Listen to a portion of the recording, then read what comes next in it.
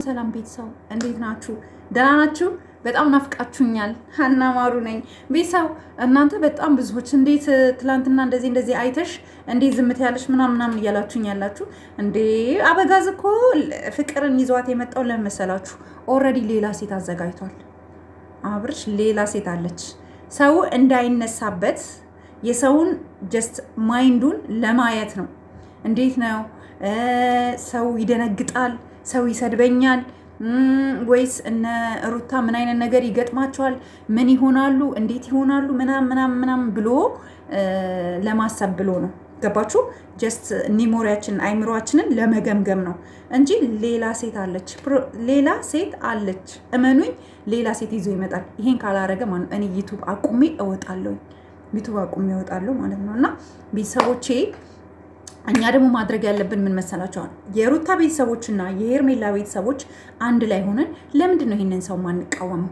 ለምንድን ነው እነዚህ ሴቶች አስቡት፣ ለሄርሜላ ቀለበት አድርጓል። ለሄርሜላ ቀለበት አድርጓል። ኦኬ፣ ሩታን በጋብቻ አስወልዷታል። ኦኬ፣ ለዛውም ዱባይ ያክል ሄዶ ደግሶ ኦኬ፣ ካንቺ ሌላ እኔ ህይወት የለኝም፣ ሩታ ማለት ለእኔ በህይወቴ እያለ የሰራበት ቪዲዮ አለ። ትንሽ እኔ ቪዲዮ ቆርጬ ማምጣት ስለማልችል ነው ያለሁበት ሁኔታ እንጂ እኔ ሩታ ማለት ለእኔ በጣም ባለውለታዬ ናት ሲል የነበረ ሰውዬ ዛሬ ትንሽ ቦስ አልተጫወተባችሁ?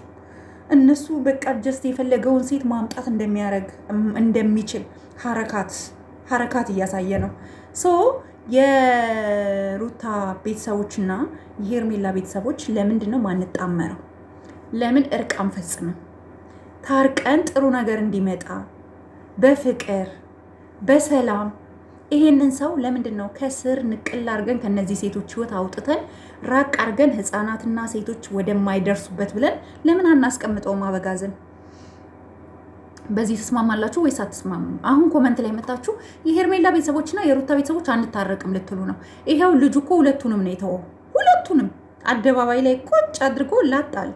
እኔማ የምመኝለት ቤተሰብ ለአብርሽ ምን እንደምመኝለት ታውቃላችሁ? ቤተሰብ በዚህ እንዳስቁ የሆኑ ጥንዶች ናይጄሪያ ውስጥ አይ ቲንክ የሆነ ሀገር ብቻ ስም መጥራት የሀገሩን ስም ማስታወስ አልቻልኩም።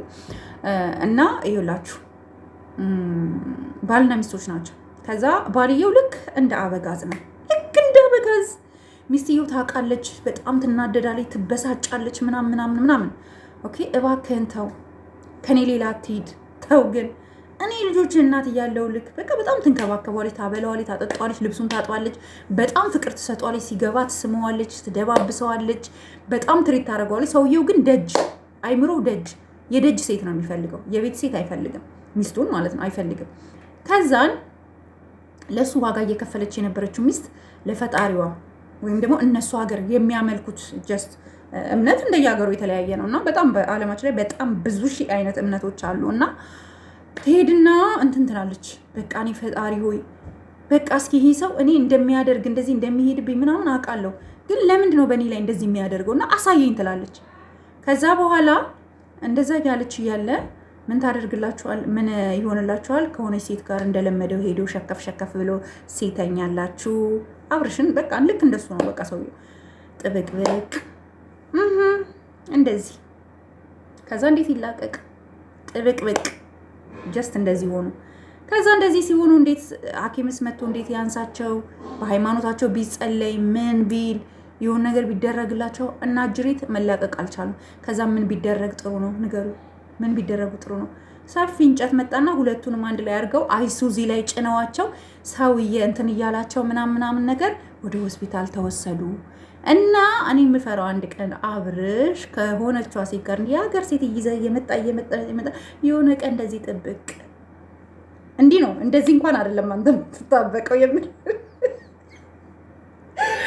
እንደዚህ ነው የምትጣበቀው። እንደዚህ ጥብቅ ትልና ከዛ ማን እንደሚያላቅቅህ እናያለን። የምር በጣም እያበዛው ነው። የምሬን ነው።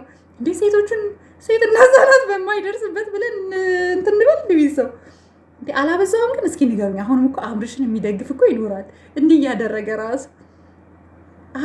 እስኪ ያስቡ፣ ትላንት ፍቅር ራሱ ሳመችው ከንፈሩ።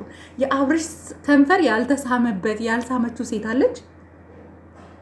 ያም ይመጣል ከንፈሩን ይስማል። እኔ የምለው ቆይ አብርሽ ግን ከንፈሩ ላይ ነው ወይስ ጡጥዬው ላይ ነው የተሰራው? ይሄንን ራሱ ማረጋገጥ አለብን። ዝም ብለን እየመጡ ልጥፍ ነው እንዴ። አሁን ታስታውሳላችሁ ፍቅር በጣም ጎቶኛል ስትል የነበረች ናት። በጣም አብርሽ በጣም እኔ ላይ በደል አድርሷል ስትል ኢቨን እኛ ራሱ ባይዘዊ ፍቅር ለመጀመሪያ ጊዜ ወደ ሚዲያ ስመጣ እኔ ሼር እያረኩኝ ወደ ቻናል ስቴል ራሱ ሼሩን አላጠፋሁትም። ባይዘዊ ወደ ቲክቶክ፣ ቴሌግራም ምናምን በቃ አፕሪሼት ሳረጋት ነበረ እና ያው መቼም እነሱ አያስታውሱንም፣ አይገርማችሁ አያስታውሱንም። በእርግጥ አታውቀኝም፣ ከካሜራ ጀርባ ነበር በፊት የምሰራው እና ፍቅርዬ እኔ በጣም ነው የምወድሽ፣ የምር ሲሪስ በጣም ወድሻለሁ። ከዚህ በላይ ሞር እንድትሰሪ ይፈልጋለሁ። አብርሽ ግን አስብበት። እንደዚህ ሆነክ አይሱዚ ላይ ተጭነክ ኦኬ፣ ወደ ሆስፒታል እየሄድክ እኛ እሱን ነው ማየት የምንፈልገው፣ እሱን ማየት እንፈልጋለን። ደግሞ ያሳየናል ፈጣሪ። ምክንያቱም እኛ በጣም ገረመኝ እኮ ሴት እናንተ ሴት። ለማንኛውም ቤተሰብ በቃ ትንሽ ፈታ ካረኳችሁ ማሰላማ ላይክ አርጉ። ቤተሰብ ወዳችኋለሁ።